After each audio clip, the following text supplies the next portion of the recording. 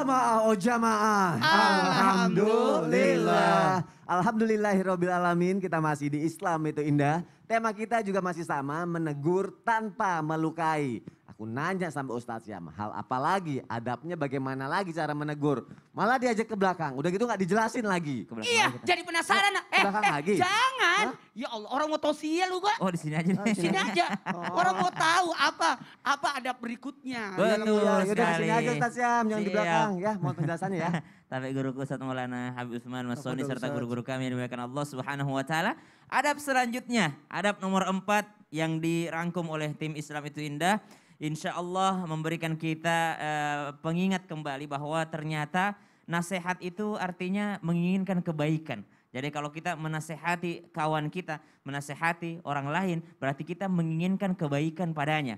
Sesuatu yang kita inginkan kebaikan, yakni kebaikan itu pada orang lain bukan kebaikan pada diri kita. Karena ternyata banyak di antara kita yang berdakwah, yakni menasehati orang lain tanpa bermaksud menggurui. Ini juga pelajaran buat kami pribadi. Kadangkala kita menasehati orang lain bukan menginginkan kepada orang lain tapi menginginkan kebaikan pada kita. Kita ingin dilihat oleh banyak orang, oh ternyata dia lebih pintar daripada si Anu. Oh ternyata dia lebih hebat daripada si Anu. Ternyata dia adalah orang yang ditakuti oleh si Anu. Subhanallah, kadangkala kita menasehati bukan karena Allah Subhanahu wa taala. Jikalau kita sudah mengetahui definisi atau makna daripada nasihat, yakni menginginkan kebaikan kepada orang lain, maka jikalau kita menginginkan kebaikan, jangan pernah menasehati orang lain yang akhirnya membuat ia malu. Dan salah satu cara agar mempermalukan orang lain adalah menasehatinya di depan umum. Maka nasehatilah orang lain yakni secara empat mata. Makanya tadi diajak ke belakang. Pantesan tadi bingung aku maksudnya apa. Kalau mau nasehatin tuh di tempat tersembunyi gitu. Oh, biar orang nggak tahu. Iya, makanya kita ke belakang nggak pakai mic juga karena ada orang disembunyi tapi pakai mic. Sama aja bohong, kedengeran juga. Suaranya juga gede gitu ya. Emang ke belakang tapi suaranya tetap gede. Maka subhanallah nasihatilah orang lain secara empat mata atau tidak secara umum. Kemudian Imam Syafi'i pernah mengingatkan bahwasanya jangan salahkan aku jikalau aku tidak mendengarkanmu ketika engkau mengingatkanku di depan umum. Karena aku tahu, aku merasa bahwa jikalau engkau mengingatkanku di depan umum, engkau bukan malah menasihati aku, engkau bukan menginginkan kebaikan pada diriku, tapi itu adalah kebaikan untuk dirimu. Supaya engkau dilihat oleh orang lain bahwa engkau lebih hebat daripada diriku. Maka nasihatilah aku ketika aku sendiri, jangan engkau nasihati aku ketika aku berada di tempat yang ramai. Agar engkau mampu untuk mempermalukan aku. Maka yang pertama, bagaimana agar kita tidak menasihati orang di tempat umum? Satu, niatkan nasihat itu karena Allah Subhanahu wa taala. Aku mencintaimu karena Allah. Aku menginginkan kebaikan padamu karena Allah Subhanahu wa taala. Maka dengarkan wahai saudaraku, nanti kita ngobrolnya di rumah. Nah, nanti kita ngobrolnya di suatu tempat, tidak dinasehati di tempat umum. Niatkan karena Allah Subhanahu wa taala. Yang kedua, niatkan karena menginginkan kebaikan kepada orang lain. Jikalau kita menginginkan kepada orang lain, mana mungkin kita melakukannya sembari mempermalukannya di tempat umum. Sekarang bukan hanya secara umum seperti ini ya, secara umum dilihat oleh orang lain. Banyak sekarang nasihat-nasihat dilakukan secara umum, yakni di komentar postingan. Ada orang yang berdakwah di komentar postingan orang lain. Itu kan dibaca semua orang. Itu sama berarti kita menasehati orang lain tapi ternyata mempermalukan orang itu juga. Iya. Makanya yang ketiga ada juga adab menasehati yakni kepada penguasa. Kepada penguasa pun kita tidak boleh yakni memberikan sesuatu yang ini secara terang-terangan sehingga mempermalukannya. Aku mau nanya. Berarti kalau misalnya harus di belakang, emang nggak ada waktunya kapan gitu boleh di depan orang gitu? Apa harus nunggu waktu dulu atau gimana sih? Ada yang boleh menegur di depan banyak orang. Apa? Karena kan nggak Misal mungkin di belakang orang sepertinya terus kan? memberikan contoh. Memberikan contoh kepada orang lain. Anak-anak, ini adalah sesuatu yang tidak boleh kita lakukan. Iya. Tapi tetap niatnya karena Allah Subhanahu wa taala dan niatnya untuk yakni menginginkan kebaikan kepada orang lain tersebut. Karena kita nggak pernah tahu di mana orang itu bisa menjadi malu. Oh benar, berarti aku paham nih, karena kita menegur itu niatnya supaya orang itu lebih baik, bukan kita terlihat baik, makanya jangan di depan orang gitu ya. Kecuali kalau ngasih contoh gitu iya, ya. Rasulullah gitu ya. SAW tidak pernah melakukan hal tersebut. Rasulullah ketika ada seorang anak yang makannya rakus, Nabi nggak langsung jangan rakus, enggak. Nabi bilang kalau makan pakai bismillah, pakai tangan kanan ambil yang paling dekat gitu. Oh halus caranya Halus ya. caranya. Oh baik, Masya Allah. Terima kasih Ustaz Syam untuk Siap. penjelasannya. Gimana jamaah Anda di rumah? Semoga bisa membuat kita menjadi lebih baik lagi ya. Dan tahu bagaimana cara menegur orang dengan baik pastinya. Dan ini ada lagi nih termasuk penting juga sih. Karena kadang ketika kita menegur orang, kita suka maksa gitu. Maksanya seperti apa nih saat menegur nih? Ada nih. Pengalaman pasti jamaah suka seperti ini. Tapi akan dijelaskan sama Habib Usman. Habib mohon penjelasannya Habib. Ya akhir bismillah, ini menarik banget. Menarik, sangat menarik. Negor itu ada aturannya. Heeh. Jangan sampai salah-salah. Heeh. Mentang-mentang punya kekuasaan hancur. Iya. Bener gak? Ini pengen ditegur tapi nggak enak. Iya. Selalu lupa berdiri. Aduh. Oh Ustaz Sam, Ya udah deh. Mas Soni, Ustaz Maulana. Bismillahirrahmanirrahim. Allahumma sholli ala sayyidina Muhammad wa ala ali sayyidina Muhammad. Adab yang kelima adalah dalam menegur, yakni memaksa teguran itu untuk kita menasihatinya dan berharap diterima dan harus diterima oleh orang lain. Jangankan kita ya kan, kita kalau ngelihat nih orang kalau negur tuh pengen orang itu tuh masuk omongannya diterima dilakuin. Nah ini nggak boleh zolim. Jangan engkau menasihati orang lain dengan mempersyaratkan harus diterima nasihatnya. Jika engkau berlaku memaksakan seperti itu adalah mereka orang-orang yang zolim memaksakan segala sesuatunya yakni bukan pada tempatnya. Dan harus memperkuat daripada omongannya. Akhirnya apa? Akhirnya orang itu merasa tertekan akhirnya kabur. Contoh misalkan ya ada orang nasihatin tadi lewat media sosial sama kayak Ustadz Sam cerita. Oh ayo dong pakai pakaian yang benar, jilbabnya yang rapi ya kan. Terus jangan nggak boleh ketat-ketat, kos kakinya mana. Ya kan padahal orang itu baru hijrah. Ya kan orang itu baru hijrah. Di depan umum dinasihatinnya merasa benar sendiri. Kenapa? Ada metode dakwah yang harus dilakukan. Dan juga contoh lagi seperti suami yang berkata kepada istrinya, ente ya kan kalau nggak nurutin nama aneh, ente masuk neraka. Ya kan? Padahal suaminya nggak pernah ngasih tahu yang baik. Suaminya gak pernah nasihatin yang baik, gak pernah suruh ke majelis taklim, mendekatkan diri kepada Allah dengan tata ramah yang baik, yakni berbuat baik terhadap istrinya, sopan santun terhadap istrinya, budi pekerti yang baik. Tapi ngomelin, marahin, nasihatin, dan seolah-olah yang paling pintar, yang paling benar, kata-katanya kasar, udah gitu bilang, kalau gak nurut masuk neraka kamu. Nah, Aduh, gitu. dipaksa. Kenapa? Yahdi mayyasha wa yu'adzibu mayyasha. Allah berkehendak dengan kehendaknya dan Allah Subhanahu wa taala memberikan petunjuk kepada orang yang Allah kehendakin, yang Allah inginkan. Laisa 'alaika hudahum walakin Allah yahdi mayyasha. Bukan kewajibanmu. Ingat, bukan kewajibanmu menjadikan mereka mendapat petunjuk. Bukan kewajibanmu. Karena apa? Petunjuk tetap Allah yang memberikan.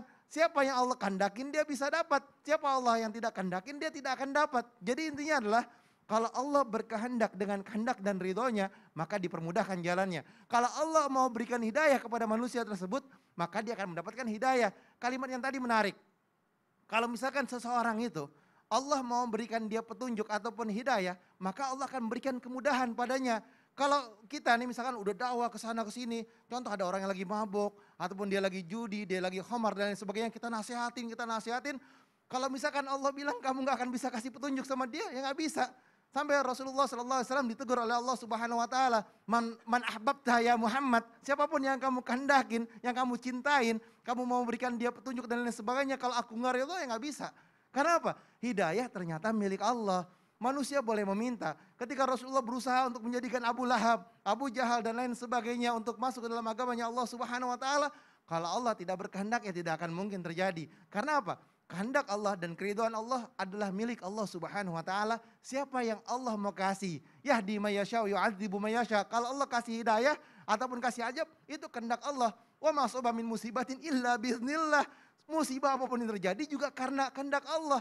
Jadi kalau misalkan kita berdakwah ataupun mau nasihatin istri kita harus berperilaku baik agar apa? Ada rasa kagum dan rasa oh Masya Allah akhirnya mudah. Oh, Masya Allah, jadi karena kagum bukan karena takut dipaksain pendapatnya. Betul. Itu ya Bib ya. Contohkan yang baik dulu. Contohkan yang baik dulu. Aneh tanya sekarang sama suami. Apa Bib? Kalau misalkan ada anak bilang, ya, gimana saya mau sholat, bapak aja gak sholat. Oh, iya. Berarti yang salah siapa? Bapaknya. Bapaknya. Aduh, contohin yang baik-baik jamaah ada di rumah. Terima kasih Habib Usman untuk penjelasannya. Jangan maksain pendapat ya, apalagi kalau pendapat kita belum tentu benar juga. Kalau nasihatin ya dengan caranya yang seperti sudah diajarkan sama guru-guru kita. Sekarang aku mau ngebacain pertanyaan yang sudah masuk ke media sosial Islam itu Indah. Siap-siap ya, kita masuk ke segmen Tanya Dong Ustaz. Kami semua tanya dong Ustaz. Alhamdulillah. Alhamdulillahirrabbilalamin, banyak banget nih jamaah yang sudah berpartisipasi. Aku baca ini sekarang pertanyaannya dari Instagram hamba Allah ya. Assalamualaikum Ustadz, Ustazah, mohon sembunyikan nama saya. Mohon maaf izin bertanya, gimana ya Ustadz caranya menegur orang tua kita nih yang suka denger lagu dangdut terus-terusan? Asik. Jarang dengar lantunan ayat suci Al-Quran. Terus juga suka banget ngejelekin orang dan suka bicara kotor. Bagaimana ya Ustadz cara terbaik menegur? Soalnya saya takut salah kata dalam negurnya. Terima kasih Ustadz, Ustazah. Wassalamualaikum. Ustadz Syam, bagaimana cara negurnya nih Ustadz? Dalam Al-Quran itu sedikit saja tentang teguran-teguran. Kalau dalam Al-Quran. Dalam Al-Quran itu yang banyak itu bercerita tentang hari kiamat. Bercerita tentang kisah-kisah terdahulu. Bercerita tentang masa depan. Maka cara menegur itu ikuti caranya Al-Quran. Yang pertama kasih tahu tentang akhirat. Bapak nanti insya Allah tuh di surga kita akan dengarkan musik terindah yaitu suara Allah. Jadi kalau kita mau mendengarkan musik terindah suara Allah maka kurangi hari ini di dunia. Yang kedua di dalam surga itu nggak ada orang yang bicara kotor Bapak. Nah makanya kalau kita mau menjadikan rumahku surgaku maka kita ikuti apa yang dilakukan penduduk surga. Yakni tidak mengeluarkan kata-kata yang kotor. Dan menasehati orang tua itu bukan menasehati, bukan memerintahkan tapi memberikan saran. Yakni memberikan saran itu karena kalau dari bawah ke atas itu bukan menasehati, bukan memerintahkan, tapi memberi saran. Dan senantiasalah berdoa kepada Allah Subhanahu wa taala sebagaimana yang dijelaskan oleh Habib Usman tadi, tidak ada yang memberikan petunjuk kecuali Allah Subhanahu wa taala. Tugas kita hanya menyampaikan, yang memberikan petunjuk adalah Allah Subhanahu wa taala. Jangan pernah berpikir mau merubah orang tua karena yang merubahnya adalah Allah Subhanahu wa taala. Tugas kita sebagai anak hanya menyampaikan. Coba cari waktu di mana sedang berdua-duaan katakan, "Pak, kayaknya kalau orang bicara kotor itu berdosa deh. Gimana menurut Bapak?" Gituin. Gimana menurut Bapak? Kayaknya orang kalau suka bicara kotor itu berdosa deh Pak. Bagaimana menurut Bapak? Balikin gitu. Harus jangan menurut saya Bapak berdosa. Jangan. Harus kasih pertanyaan gitu Kasih lagi, pertanyaan. jangan dijudge gitu ya. Jangan. Biarkan dia berpikir sendiri, toh dia lebih tua daripada kita. Baik, Masya Allah. Berarti kita harus beranikan diri dulu untuk memberi sarannya itu ya Ustaz. Benar. Terima kasih Ustaz Syam. Semoga terjawab jamaah yang ada di rumah. Sekarang pertanyaan selanjutnya aku bacain lagi ya dari Instagram hamba Allah. Assalamualaikum Ustadz, saya sangat sakit hati sama mertua saya. Saya terima ditegur, tapi kok tegurannya itu malah jadinya seperti fitnah. Dan membandingkan bahkan menjatuhkan harga diri saya di hadapan suami. Saya ditegur katanya sering ngabisin uang suami, sampai suami gak ngirim uang ke mertua lagi.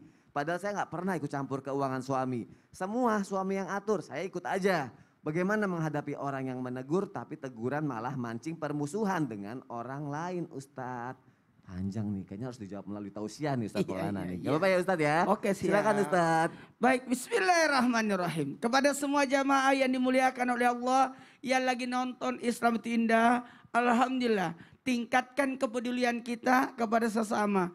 Dan mohon izin, mohon maaf tanpa menggurui, hari ini kita membahas sesuatu yang sangat menarik karena akan terjadi pada diri kita. Entah itu orang tua menasihati anak atau siapapun, mohon maaf tanpa menggurui. Maka adab yang berikutnya, ini tadi pertanyaannya bagus banget, langsung masuk. Adab berikutnya dalam menasihati, mengingatkan orang, memberikan masukan, maka hindarilah melakukan tahrish. Tahrish.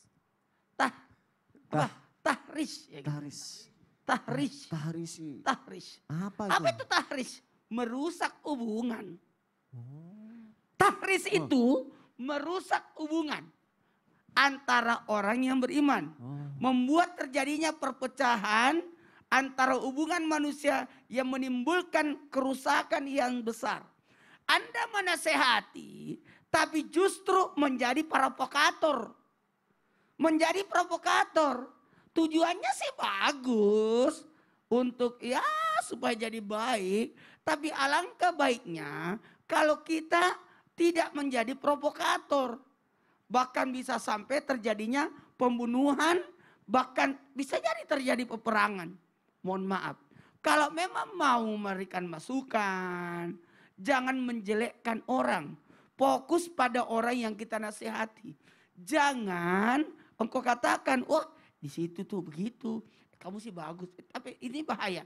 Engkau tujuannya memperbaiki satu, tapi justru engkau merusak yang lainnya. Jangan gara-gara maaf mencari satu tikus yang mau dihilangkan dari lumbung dengan membakar lumbungnya. Salah. Yang engkau fokus pada permasalahannya, jangan mohon maaf mencari solusi. Bukan mencari mohon maaf sesuatu menambah masalah. Ingat ya, justru tindakanlah yang menyebabkan terjadinya permasalahan berikutnya. Mohon maaf, hindari penambahan masalah. Ingat, memprovokasi orang agar bertarung itu nanti akan ada tanggung jawabnya.